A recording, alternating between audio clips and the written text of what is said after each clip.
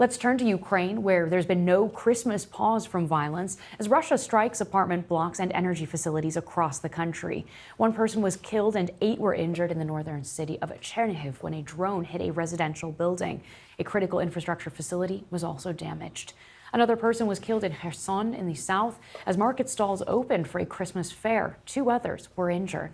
Now, this comes as President Zelensky has said he's had very good talks with U.S. envoys Steve Witkoff and Jared Kushner focused on ending the war. Earlier this week, he indicated for the first time that Ukraine would be willing to negotiate over territory in a proposal that would see both Russian and Ukrainian troops withdrawing from the Donbass region. Some documents are already prepared. As I see it, they are nearly ready, and some documents are fully prepared. Of course, there is still work to be done on sensitive issues. But together with the American team, we understand how to put it all in place. Meanwhile, a spokesperson from the Russian Foreign Ministry said that the peace negotiations are slowly but surely moving ahead. This comes as Ukrainian drones struck 2 oil storage tanks in the port of Ternyuk. Now, it is close to the Kerch Bridge, which links Russia with occupied Crimea. The Ukrainian military claimed it had struck one of Russia's key oil refineries in the neighboring Rostov region, as well with cruise missiles. Щедрик, щедрик, щедрівочка, прилетіла ластівочка, стала собі щебетати, господаря викликати. Well, for Ukraine, this will be the 4th Christmas lived under Russia's full-scale invasion. People have been trying to bring some cheer to the holiday season. This is a Christmas procession through the central streets of Kiev. Even though an air raid siren sounded, people kept on singing Christmas carols. Samira Hussein reports now from the Ukrainian capital, and a warning, there are some flashing images coming up.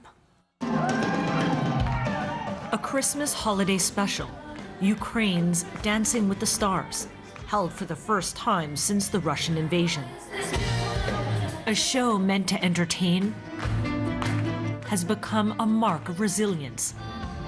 No longer just a competition, now a charity event for veterans to heal their scars of war, which are visible to all.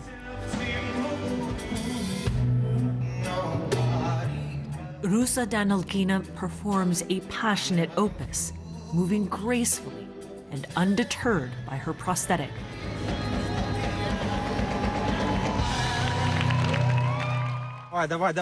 She joined the military after Russia's invasion, fighting on the front lines when she lost her leg at 19. An enemy drone spotted us. A shell fell nearby. It was a cluster bomb that scattered fragments. Debris pierced the car, and I was immediately left without a limb. No longer able to serve on the front lines, Rusia advocates for others like her, learning to live without a limb.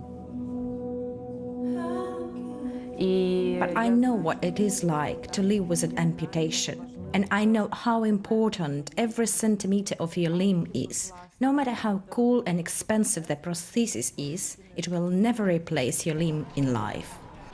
Christmas decorations dot St. Sophia's Square, complete with libations and family selfies, trying to bring lightness to the season. It's the holidays, generally a time for celebration. But Ukraine is still a country at war, and there are signs of it everywhere. Just on the other side of the square, a demonstration, signs calling for those imprisoned by Russia to be brought home. It feels surreal because, you know, when you look at this side, you see a beautiful Christmas tree. You look in front of you and you see people who are talking about their relatives being tortured in Russian captivity. As a Ukrainian soldier, Valery is acutely aware that his daughter only knows war. It is important to maintain a festive atmosphere, so my child grows up without thinking that we have a constant war, so that there is less psychological trauma for her. We try to show her that there is a holiday, there is some fun, garlands and a Christmas tree. Nearly 4 years since the invasion, and Ukrainians can only hope this is the last Christmas in a time of war. Samira Hussein, BBC News, Kyiv.